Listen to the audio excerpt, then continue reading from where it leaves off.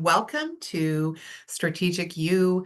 This is a community of experts and community members that want to support you as parents and caregivers of children with ADHD.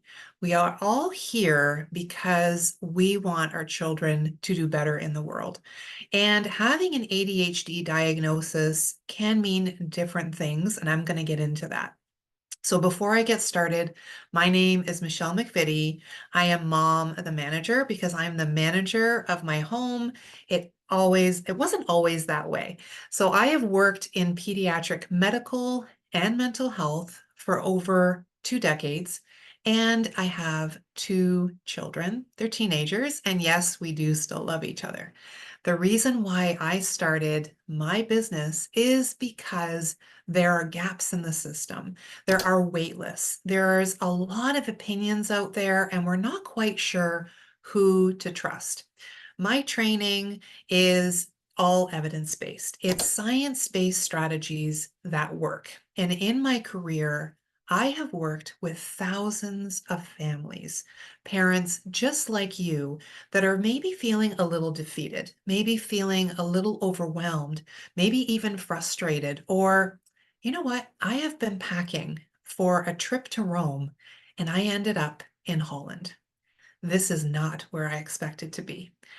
Holland is beautiful, but not Rome. So let's help you ride the wave and be comfortable with being in Holland because it can be a wonderful place, even though it's not what you plan for. And sometimes this is what parenting is like. Parenting is ebbs and flows. And when you have a child with ADHD, it's really understanding them, understanding their unique qualities. And when we go out into the world, what we see is a lot of information. Some of it is opinion-based. Some of it is just what works for that one person. So what I want to do is bring to you some answers that feel good in your parenting journey, because you cannot change your child, but you can change how you respond. And then they will be responding differently. It can be frustrating. It can be exhausting. The burnout is real. So really understanding, what am I doing? Am I on the right page is where we're going to get started. So when you think about ADHD, this is something that you can be diagnosed.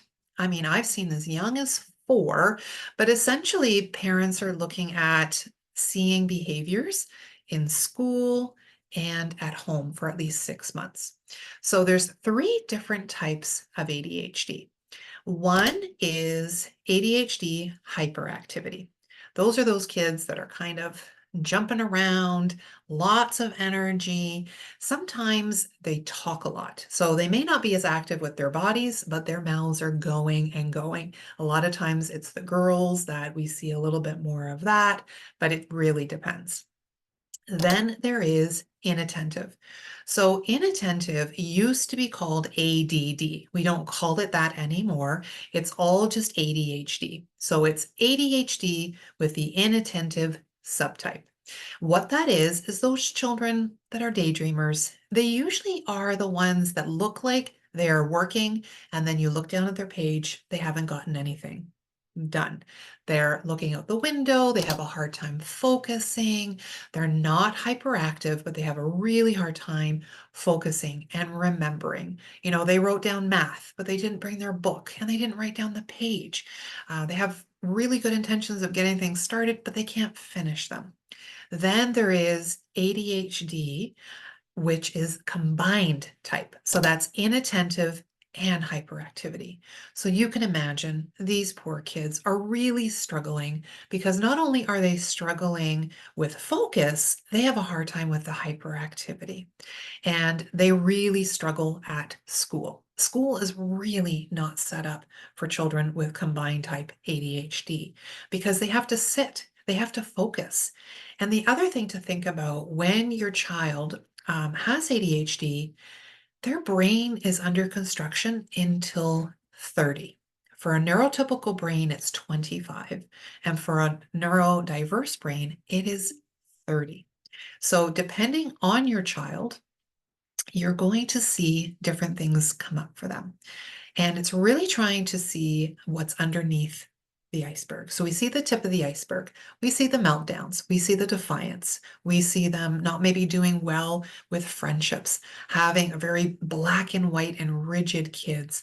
And we just look at the behavior and we want to kind of stop the behavior. And that's a very old school way of doing things. What we want to do instead is step back and look at where they struggle.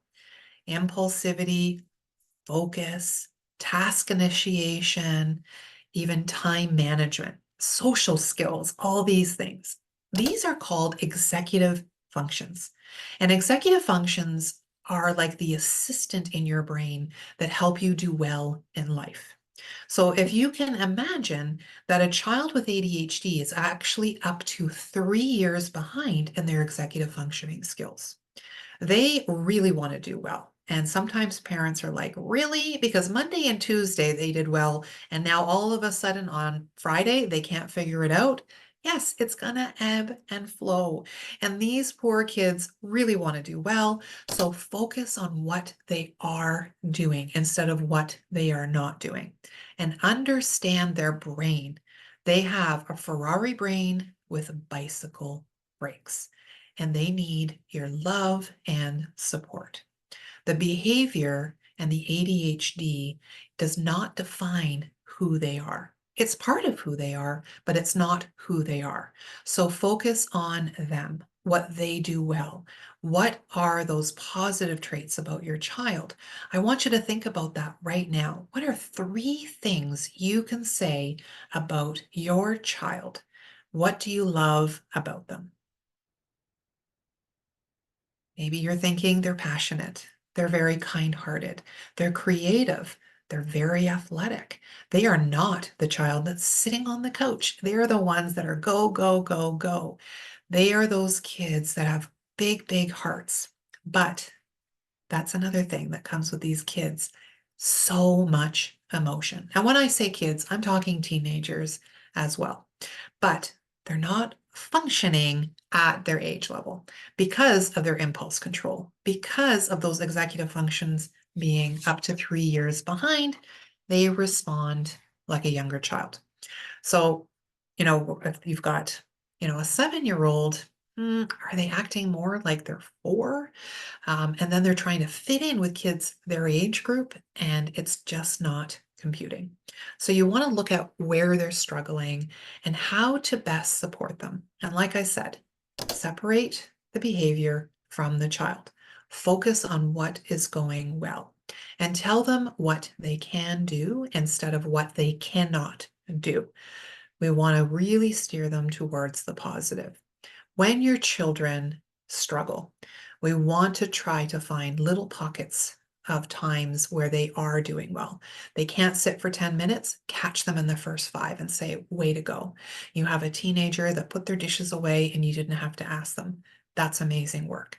Instead of thinking, you know what? The 5-year-old can figure it out. You're 10 and I'm still helping you to get out the door.